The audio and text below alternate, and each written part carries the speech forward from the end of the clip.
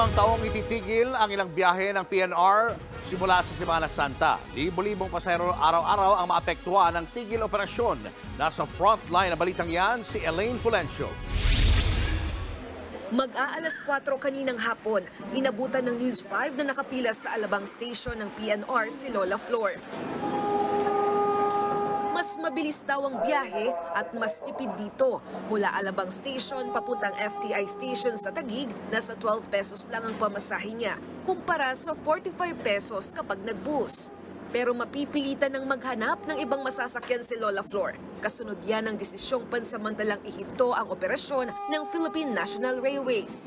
Mula sa Governor Pascual Station sa Malabon hanggang sa Tutuban sa Maynila at Tutuban Station hanggang sa Alabang Station. Sisimulan ito sa Huwebes Santo sa March 28. Ito ay para bigyang daan ng konstruksyon ng North-South Commuter Railway na magkokonekta sa Clark, Pampanga hanggang Calamba, Laguna. Ayon sa Department of Transportation, aabutin ng 5 taon ang tigil operasyon ng PNR. Hindi naman sana mangyari yung ganung katagal. Tapos commute na naman kami na naghahabol ng oras.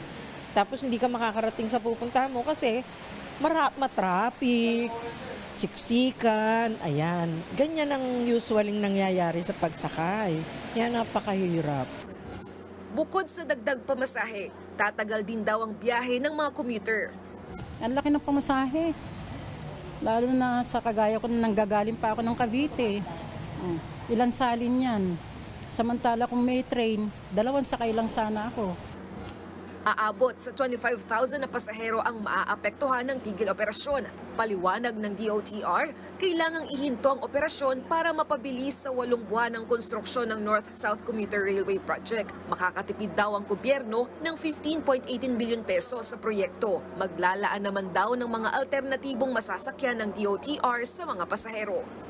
Ang LTFRB ay pasimulang nag-autorisa ng 25 buses na dadaan po mag-load and unload po ng mga pasahero malapit po sa mga istasyon ng kung saan malapit po sa istasyon ng PNR.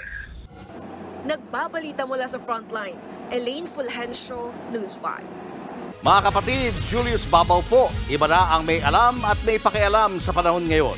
Para sa frontline ng mga balita, mag-follow at mag-subscribe sa social media pages ng News 5.